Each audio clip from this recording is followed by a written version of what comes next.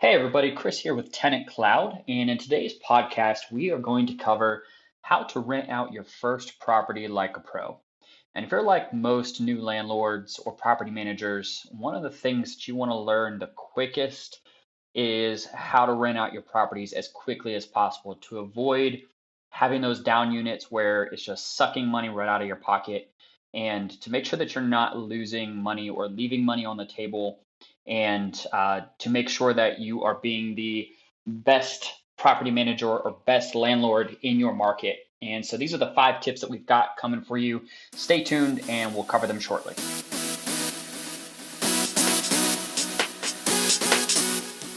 So here we are going to get right into the thick of it and cover the top ways to rent out your property as quickly as possible.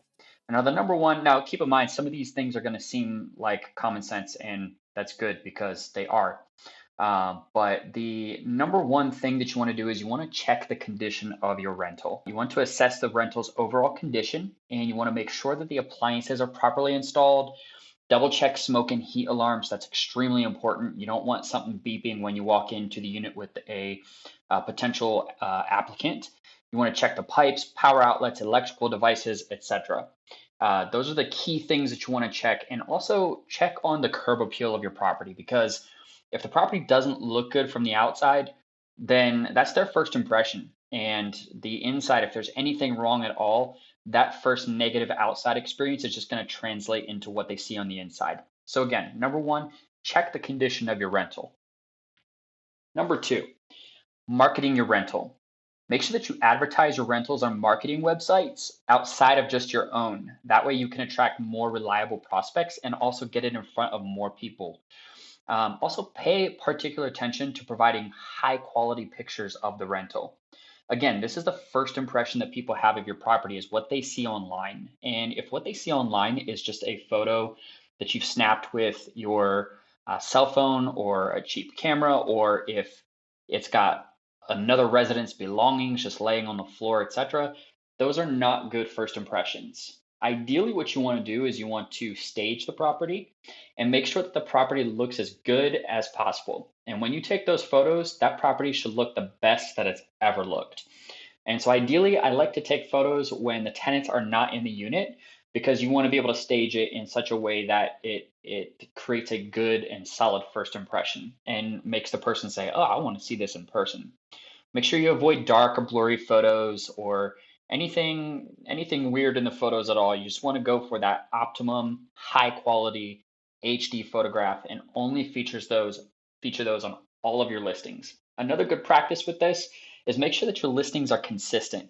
Make sure that your listing can be picked out from one website to another, and make sure that your photos are in the same order. Maybe make sure that your descriptions all match, and make sure that they're all professional.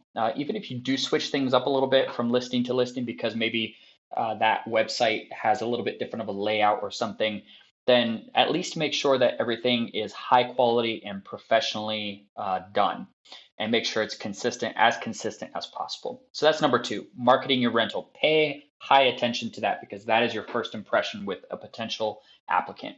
Number three, screening prospective renters. This is so important, and this is a huge mistake that a lot of people make as a first-time landlord, and that is not picking the right applicants.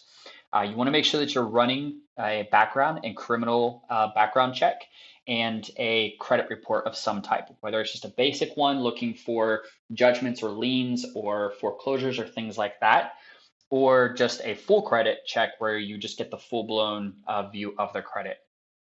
And it is much better to prevent expensive evictions and payment issues beforehand than it is to spend time and money trying to resolve them after the fact. It will save you a lot of time, huge headaches, and just stress in general. Take my word on this. Make sure that you are screening your prospective renters and doing quality background and credit checks. It will save you a lot of time and trouble. So again, that's number three, screening your prospective renters properly. Number four, choose the best property management software. Obviously, this is a TenantCloud podcast, and so we are going to put TenantCloud out up front. But it is one of the best. It is the best platform for DIY landlords. and it has all the features. It's got accounting, it's got leasing, it's got applications, it's got screenings, it's got a free listing website. It syndicates to all of the marketing websites.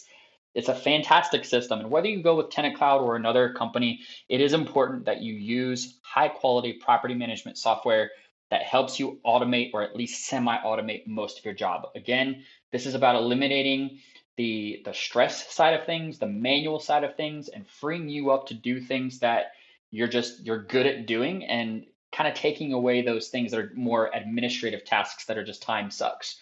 Because if anybody knows, you could spend a lot of time doing manual listings. You can do a lot of time doing data entry. You could do a lot of time generating reports, or putting data into Excel to generate reports and things of that nature. TenantCloud does all of that for you. And so again, whether you use TenantCloud or something else, of course, we recommend TenantCloud. You can sign up for a free account at tenantcloud.com and get started today. And then if you find value in it, then you can upgrade to one of our plans starting from $9 a month, or you can just stay on our free plan.